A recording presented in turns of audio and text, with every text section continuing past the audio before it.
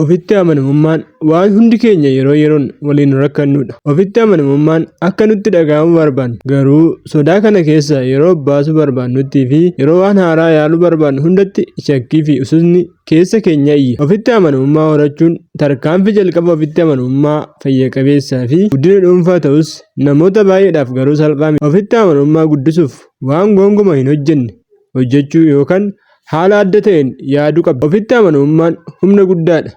Erga ofitti amanuu jalqabdee booda waan eegde olitti ta'uu jalqabda. Firiin keetis isa eegde olitti imala kee gara ofitti amanamummaa guddaatti taasisaa jiru. Kan si gargaaru yaadonni 7 kinoo. Isinis viidiyoo kana laayik gochuudhaan yuutuubii kana sabskiraayib gochuun haga dhumaatti nu faana ta'a. 1. Feeseefiir.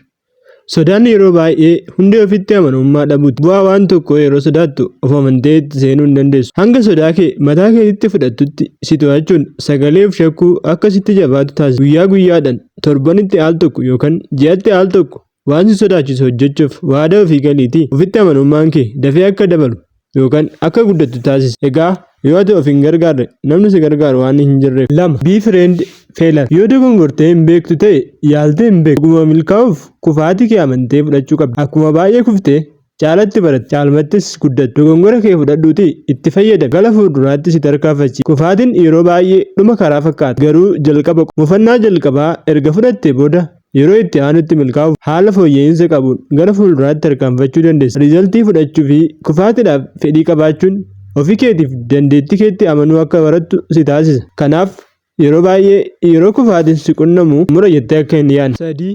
Shakkii kee mormi. Shakkiin diina amantaati. Miira amantaa dhabuu akka nutti dhaga'amu kan godhu yoo ta'u yeroo tokko tokko immoo akka nu of tuffannu illee nu taasisa. Yoo of shakkuu jalqabde shakkii kee yaadan ofirraa ittisi. Shakkiin kee maal siin jechaa akka jiru dhugaa isaa gaafii keessa galchi. Tarii shakkiin kee oo dhuguma ani kana irratti ga'umsa hin qabu jechuu ta'uu danda'a. Amantii keenya hunda irratti gaafii kaasu. Dhugaaleen shakkii shakkisiisaa kana deeggaran baay'een isaanii kan irra ga'ame garuu jiraachuu dhabuu danda'a. Egaa isa kana hubachuun baay'ee barbaachisaadha. 4ffaan affirm your strengths, talents and accomplishments. Namoonni ofitti amanamummaa hin qabne cimina isaanii caalaa dadhabbina isaanii irratti xiyyeeffachuu barbaadu. Cimina, dandeettii fi milkaa'ina kee tokko tokkoon barreessi. Ofii keetiif amanamaa ta'e.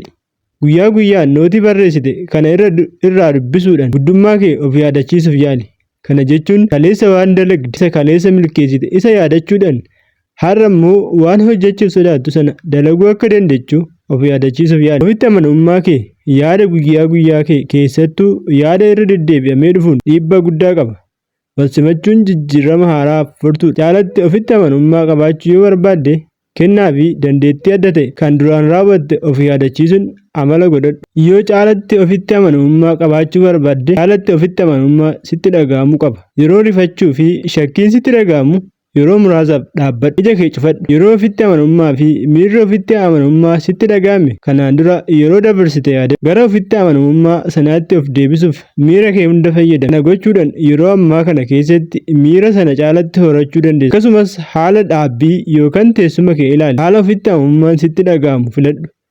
Itti aansuudhaan waa'ee uffataa fi akkaataa uffata keetii yaadi. Uffata nama dinqisiisu ofii keetii haala miira gaarii sitti dhaga'amu uffadhu. Yoo siif gaarii fakkaate miira gaariitu sitti dhaga'ama. Yeroo baay'ee miira gaarii qabaachuun ofitti amanamummaa olaanaa siif kenna. Egaa inni kun yeroo sagantaawwan adda addaa irratti yookaan namoota dura dhaaban miira keenya to'achuuf sodaa keenya dhabamsiisuuf kan nu gargaarudha. Yuutuubii kana sabskiraayib gochuudhaan viidiyoo kana immoo laayik gochuudhaan yaada keessan akka na sirreessuuf koomentii irratti na barreessuun dagatina. Yeroo gaarii qabaadhaa.